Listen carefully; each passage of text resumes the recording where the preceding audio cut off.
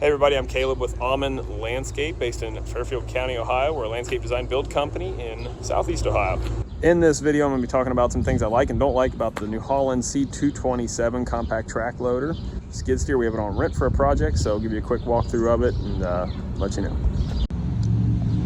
We have a NewHolland c227 on rent for a project, and it's a stripped down model, pretty basic. Need to walk slower here.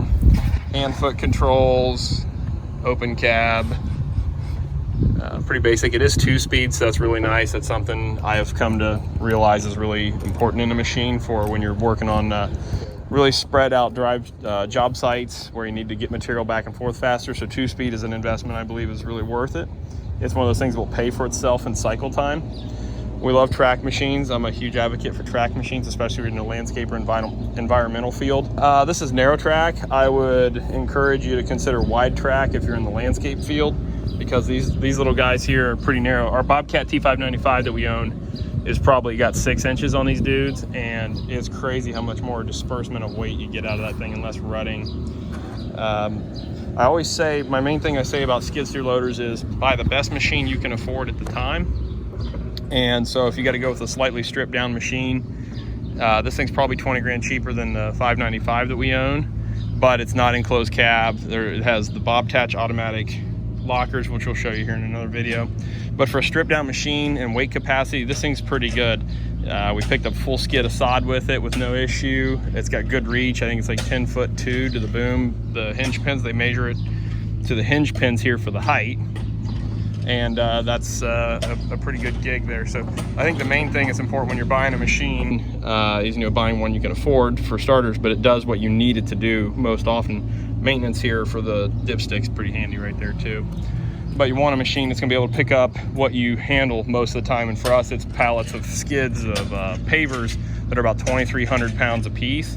And that for our 595 has made a huge difference on our job sites, being able to jockey around full skids of pavers versus having to break down the skids for a project. So buy one that's capable for what you need it to do, so long as you can afford it. Things I like about this model is I like that the hydro controls are up here and not down here like on our 595, because they're in a lot of danger down here when you're loading up material, or we'll have our hoe loading up the bucket here sometimes, and these things are really in danger of getting hit and smashed. Kind of like you can see that thing's all smashed up there. These are back and more protected than up here, which I like. That visibility out of this thing is really good because these side profiles are real low, so you can see really well out of the machine, which is different than our 595. The visibility out of it's not as good. Different animal, different machine. Styling is pretty good. Just good color scheme, looks good. NewHolland's an old name that's pretty well trusted, I believe, in the industries, and so we're cool with that part. What I'm a fan of is the seat belt option. I like having a lap bar, so you got to put on the seat belt in this thing instead of a lap bar like in the Bobcats or other brands where you just pull it down over your lap, which is real handy. But good visibility down here, especially when you're hooking up a bucket. Lots of good visibility there. Good visibility down through here so you can see your tracks, see where you're walking. Can't decide if I like the throttle here or not. The Bobcat is down here. I think it's more intuitive down here. I know I don't like their key entry, their key entry here to get the machine to operate. I'm not a big fan of that, but I just don't know it. I'm not trained on it, so I'm kind of biased there maybe a little bit. Otherwise, the one thing that's really good with this machine, a lot of visibility. You can see the bucket edge, you can see out. So I like that a whole bunch. Actually, out the back with that screen down is really good too. So.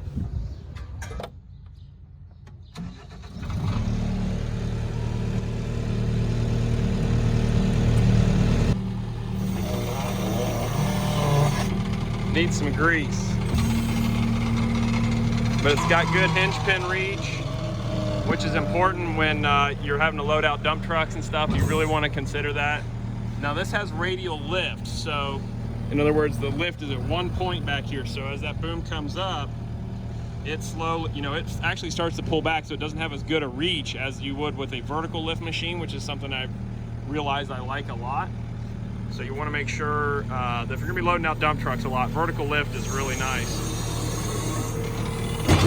something that I'm used to with my Bobcat is that the Bobcat won't let you slam the boom and bucket like that. It's got some softening damper in it. Another thing too I realized with the when I was loading out the dump truck with this thing is these boom rests down here, they stick out farther than the tracks.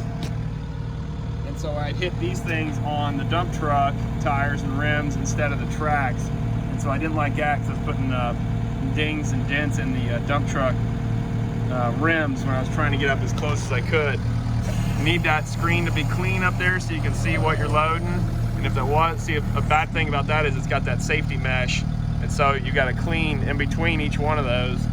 I don't know what you do about that really. I don't think there's any way around it, but that visibility is really handy when you're loading out dump trucks.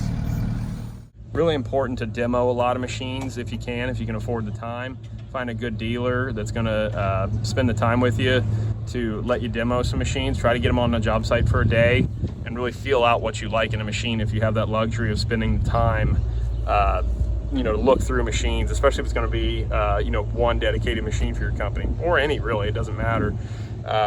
Go through and figure out what you like and what you want in a machine. I think it's a big deal. So take lots of time in demoing a machine.